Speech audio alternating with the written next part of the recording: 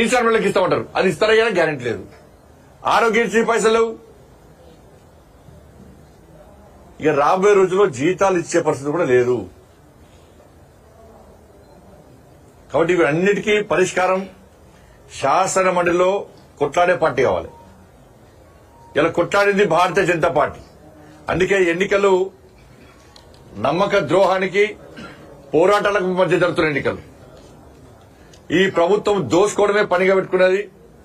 ఇవాళ మళ్ళా నిన్న కొత్త దుకాణం తెరిచారు. ఇవాళ ఎల్ఆర్ఎస్ పేరుతోని. ఎల్ఆర్ఎస్ అట మార్చి 31 వరకు ఎల్ఆర్ఎస్ కు అవకాశం ఇస్తారట.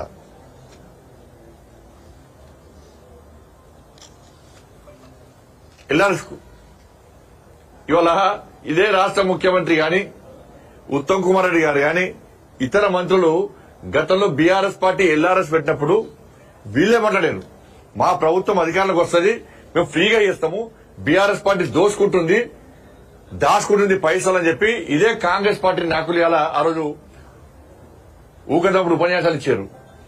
ఇలా 50,000 కోట్లు ప్రజల నుంచి వసూలు చేయడానికి, ప్రజల నుంచి దోసుకోవడానికి ఎల్ఆర్ఎస్ పేరు మీద ఇలా వీళ్ళు మళ్ళీ మాట్లాడుతున్నారు.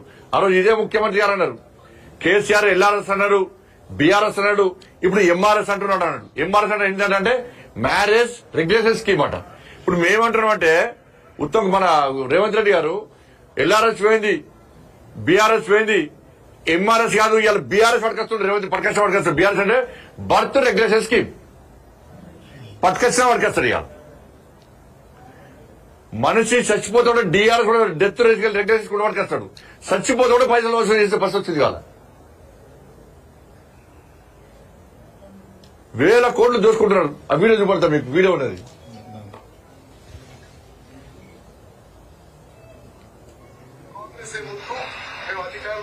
ఇగో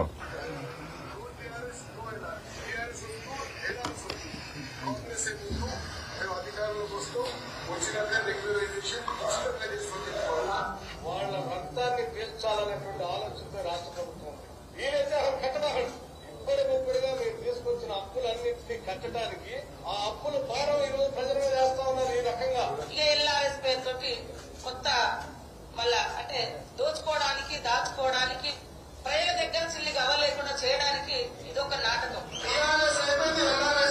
ఎంఆర్ఎస్ తెస్తారట, పెద్ద మంచి లేదు, పెద్ద మంచి ఎల్ఆర్ఎస్ అంటే అదే ఎంఆర్ఎస్ కూడా తెచ్చినట్టున్నాడు. అదేంటంటే marriage regularisation scheme sir, marriage regulation scheme అంట. మరి ఈయన బీఆర్ఎస్ పట్టుకొస్తారు ఈయన. కాబట్టి ఇట్లా అన్ని రకాలుగా ప్రజల నుంచి దోసుకోవడానికి ఇలా కాంగ్రెస్ పార్టీ ప్రభుత్వం చేస్తున్నది. ఏమంటే కేంద్రం తిట్టడము, నేను క్లియర్ చెప్పినాం, కేంద్ర బడ్జెట్ మీద నేను సవాల్ చేస్తాం, చర్చించడానికి మేము సిద్ధము. 1,08,000 కోట్ల రూపాయలు వివిధ అభివృద్ది పనులకు, సంక్షేమ పథకాలకు మేము ఇచ్చింది 1,08,000 కోట్ల రూపాయలు తెలంగాణ రాష్ట్రానికి ఇచ్చినాము. నేను మళ్ళా కాంగ్రెస్ పార్టీ చెప్తున్నా, మీరు ఏ గ్రామానికి ఎంత ఇచ్చారు, ఏ మండలానికి ఎంత ఇచ్చారు, ఏ జిల్లాకి ఎంత ఇచ్చారు, కేంద్ర ప్రభుత్వం ఏమిచ్చింది, మీరేమిచ్చారు, దాన్ని చర్చించడానికి మేము సిద్ధము. అరే పోయిన గత బడ్జెట్ లా ఇళ్లను నిర్మించుకోవడానికి డబుల్ బెడ్రూమ్ల కోసమని 7,000 కోట్ల రూపాయలు మీరు బడ్జెట్ లో కేటాయించారు. ఒక్క పైసా ఖర్చు పెట్టలే, మీరు ఒక్కరికి ఇల్లు ఇయ్యలే. ఇలా మీరు సవాలు ఇస్తే సవాలు సిద్ధం లేరు మీరు. మరి కేంద్రాన్ని తిడతారు వాళ్ళ. కాబట్టి ఎన్నికలు నమ్మక ద్రోహానికి పోరాటాలకు జరుగుతున్న ఎన్నికలు, వంచనకు ధర్మ రక్షణకు జరుగుతున్న ఎన్నికలు. కాబట్టి మేధావి వర్గం అంతా కూడా ఆలోచించండి. ఉద్యోగ ఉపాధ్యాయులు ఆలోచించాలి. 317 జీవో విషయంలో గాని, మీ పీఆర్సీ విషయంలో గాని, మీ డిఎల్ విషయంలో గాని కొట్లాడింది భారతీయ జనతా పార్టీ. లాఠీ చార్జీలో దెబ్బలు తిన్నది భారతీయ జనతా పార్టీ. జైలుకు పోయింది భారతీయ జనతా పార్టీ.